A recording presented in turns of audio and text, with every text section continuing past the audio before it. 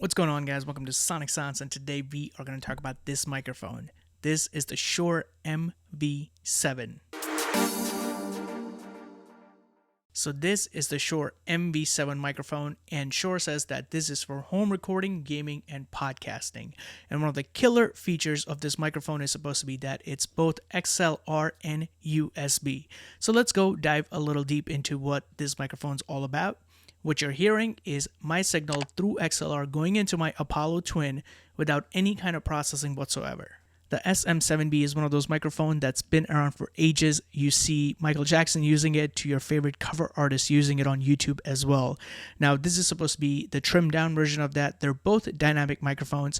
I don't have the SM7B to cover, but what I do want to go through is how is this as a singer-songwriter microphone in a studio.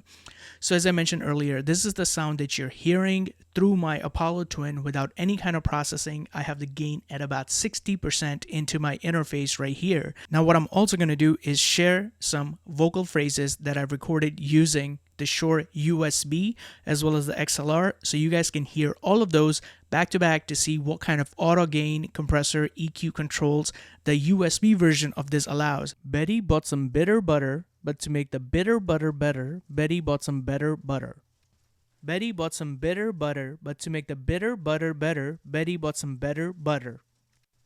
Betty bought some bitter butter, but to make the bitter butter better, Betty bought some better butter. Betty bought some bitter butter, but to make the bitter butter better, Betty bought some better butter. Betty bought some bitter butter, but to make the bitter butter better, Betty bought some better butter. Betty bought some bitter butter, but to make the bitter butter better, Betty bought some better butter.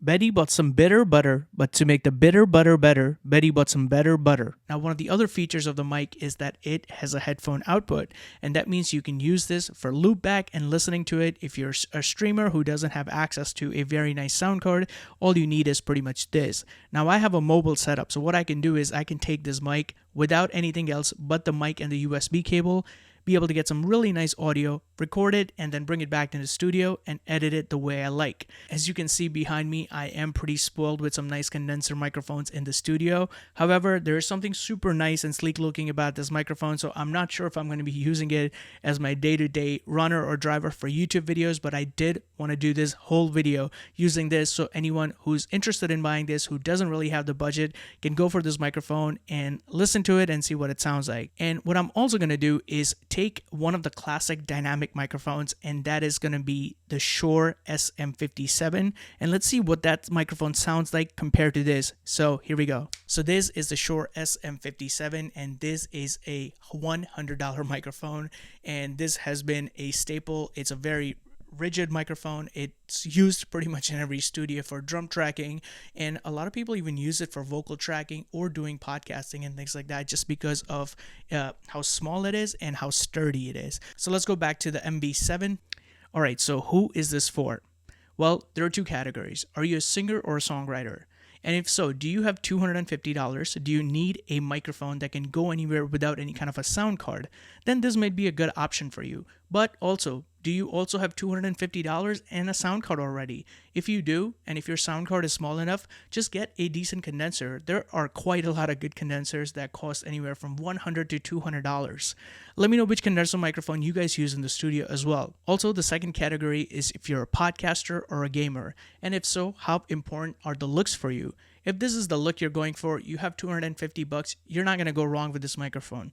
If you need the USB, you're not going to go wrong with this microphone. But if you do have an audio interface already, and if you don't really care for the look, then Rode has a really good podcaster mic for $100 that sounds pretty much as good as this. So that's my take on the Shure MV7 microphone. Stay tuned to see if I keep using this for my videos or I go back to my TLM 103. As usual, if you do have any questions, leave them in the comment box below. And while you're at it, make sure you hit a like and subscribe and share this with anyone who's going to find this helpful. If you're interested in this microphone, I'm going to leave an Amazon affiliate link so you can go and grab the microphone for yourself. I'll see you at the next one.